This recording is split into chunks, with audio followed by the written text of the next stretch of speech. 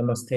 स्वागत है आपका चैनल रोहित मेरे चैनल रोहित स्पीक्स पर। और मैं आज मैग्नीशियम के फायदे के बारे में बताना चाहता हूँ। मैग्नीशियम एक और एलिमेंट है जो आपके डाइट में होना चाहिए, और उसका एसेंशियल रीज़न ये है कि वो आपके एटीपी जो है, एटीपी के बारे में मैंने पहले भी बात किया हुआ है। एटीपी है वो जो एनर्जी है, वो मॉलिक्यूल है आपके बॉडी के अंदर जो हर चीज चलाती है, आपके मसल को, आपके हार्ट को, आपके नर्व्स को, हर चीज को चलाती है, वो है एटीपी।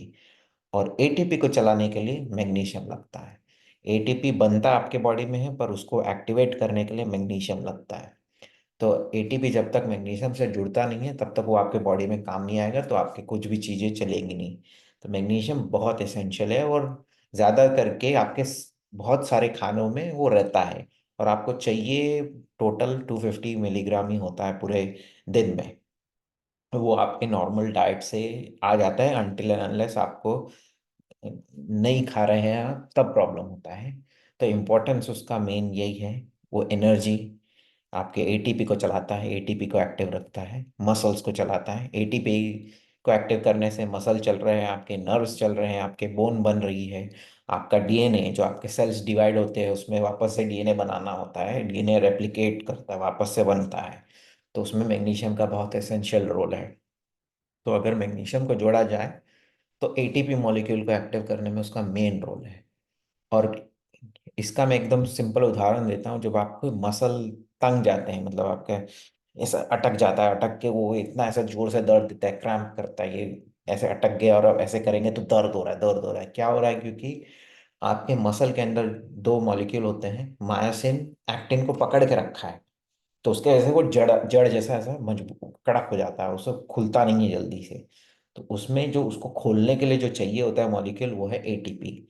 और एटीपी को एक्टिवेट करने के लिए चाहिए होता है मैग्नीशियम। तो जब आप मसल क्रैम्प हो गया है तो याद करके अगर आप केला खा लें, क्योंकि इसमें मैग्नीशियम होता है, या तो सेसमे सीड या कुछ भी खा लें जिसमें मैग्नीशियम का थोड़ा सा सरप्लस आएगा, तब आप देखना आपका अपने आप मसल धीरे से खुल जाएगा। क्यों? क्योंकि मैग्नीशियम आया, मैग्नीशियम ने एटीपी को एक्टिवेट किया, एटीपी आया, उसने मायोसिन और एक्टिन को रिलीज कर दिया, तो आपका मसल रिलैक्स हो जाता है।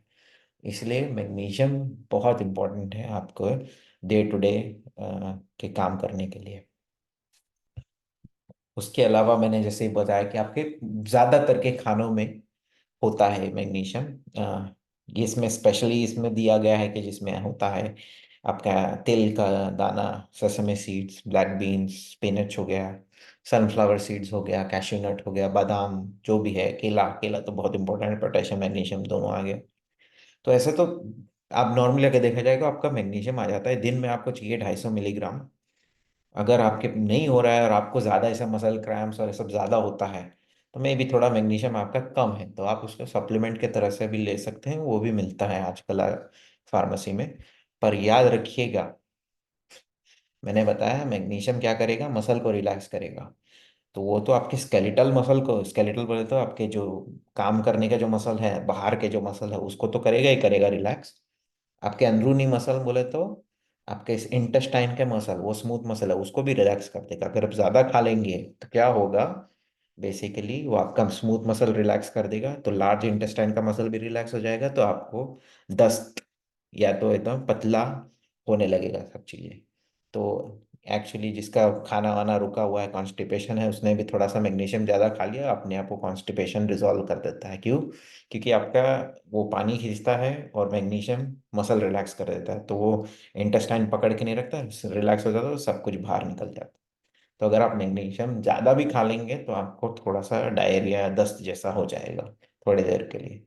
तो उसका रीज़न यही है, मैग्नीशियम करता क्या है, बस मसल रिलैक्स कर देता है, तो आपका इंटेस्टाइन रिलैक्स हो गया तो सब कुछ बाहर। तो खाइए। अगर आपको क्रैम्प्स हो रहे हैं, ज़्यादा होते हैं आपको क्रैम्प्स, तो मैग्नीशियम थोड़ा खाइए, 250 मिलीग्राम से 300 मिलीग्राम ज़्यादा है। उससे ज़्यादा खाएंगे आपको अपने आप ही पता चल जाएगा कि वो क्या है।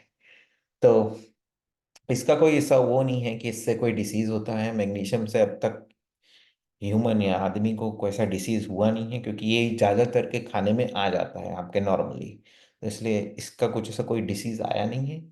पर मेरे को बस इस वीडियो से बताना था कि मैग्नीशियम का एक्चुअली रोल क्या होता है। वो आपके जो मेन एनर्जी मॉलिक्यूल है एटीपी को एक्टिव करता है। एटीपी एक्टिव नहीं होगा मैग्नीशियम के बगैर। तो मैग्नीशियम का काम मेन है कि एटीपी को एक्टिव करो, फिर एटीपी जाता है आपका पूरा बॉडी को चलाता है। तो मैग्नीशियम बहुत एसेंशियल है और नॉर्मली आपके नॉर्मल खानों से आ जाता है। मैं इस वीडियो से एक और बार बताना चाहता हूँ, तिल का दाना, उसमें आपका सबसे ज़्यादा प्रोटीन है, कैल्शियम है और अब मैग्नीशियम है। तो उसको मैं एक सुपर फूड की तरह से मैं मानूंगा। आप एक चौथाई कप भी तिल का दाना रोज खाएंगे, आपका कैल्शियम, मैग्नीशियम और प्रोटीन का तो रिक्वायरमेंट, प्रोटीन तो और भी चाहिए रहेगा, पर वो एक इतना समय आपको बहुत कुछ मिल जाता है, इसलिए उसको सुपर फूड हम बोल सकते हैं कि इतना ही खाया तो बहुत कुछ आ जाता है।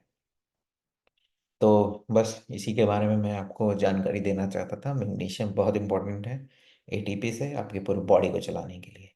ज़्यादा खाएंगे तो दस्त होने के थोड़े से चांस है, तो उसका भी आप ध्यान रखिएगा। ज़्यादा अगर सप्लीमेंट के तौर पे मैंने, अगर आप ज़्यादा सेसमे सीड्स खाएंगे तो आपको भी दस्त लगेंगे। मतलब ज़्यादा तेल खाते हैं तो गर्मी अब बोलते हैं पेट खराब होता है, वो पेट खराब नहीं होता।